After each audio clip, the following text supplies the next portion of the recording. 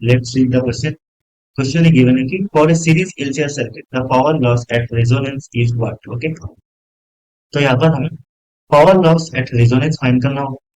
सो इस क्वेश्चन का की कॉन्सेप्ट हो जाएगा, की कॉन्सेप्ट. ठीक है, तो पहला कॉन्सेप्ट यहाँ पर लगेगा, that is resonance. Concept of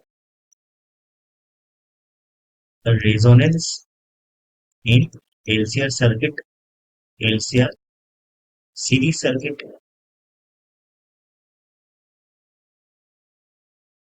ठीक है, एंड सेकेंड कॉन्सेप्ट यहाँ पर लगेगा पावर लॉस. पी क्या होता है? पी होता है V R M S into I R M S into cos of phi. ठीक है, जहां पर कॉस ऑफ पाई को हम बोलते हैं पावर फैक्टर, इसको हम बोलते हैं power factor.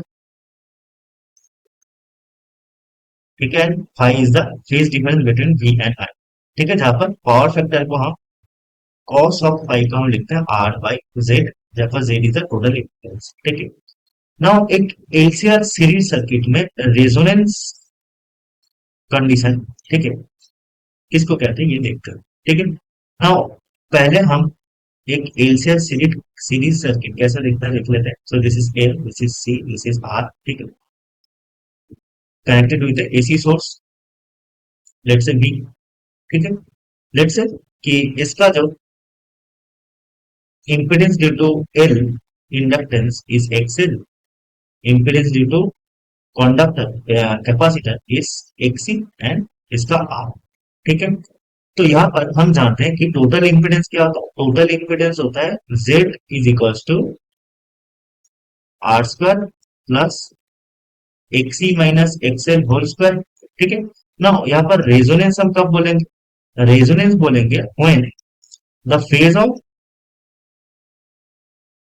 The phase of voltage and current will be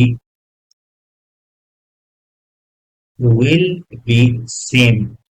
ठीक है, that means voltage and current का फेज जब सेम होगा उस कंडीशन को ही हम रेजोनेंस कंडीशन बोलेंगे. एंड उस कंडीशन में क्या हो जाएगा? आर, आर का phase equal to a Z का फेज हो जाएगा, that is R equal to Z हो जाएगा. ठीक है, सो यहाँ पर क्या होगा? XC should be equal to XL. ठीक है, बिकॉज ये वाला पार्ट अगर जीरो हो जाएगा तो यहाँ तो ही क्या होगा? जेड इक्वल टू आर हो जाएगा. So this is the condition for resonance, that is X C equal to X L होना चाहिए. एंड एक्सी क्या है? 1/ओमेगा C which is equal to omega L होना चाहिए, और एक से ओमेगा इक्वल टू 1/√ओवर ऑफ एल सी. ठीक है, this is the condition for resonance. Okay, तो ये समझ में आया. नाउ यहाँ पर हमें फाइंड करना होगा what is the power loss. ठीक है, सो पावर लॉस क्या है? Power loss is V R M S into I R M S into cos of five.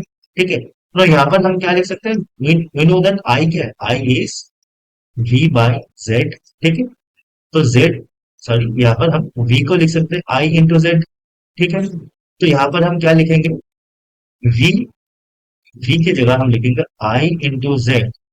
Z is total impedance into I, into cos phi की जगह लिखेंगे R by Z. ठीक है, so Z से Z cut जाएगा. ठीक है, और यहाँ पर z इक्वल्स टू आर भी है. ठीक है, z इक्वल्स टू आर भी है, तो यहाँ पर z से z अगर कट जाएगा ये आ जाएगा आई स्क्वायर.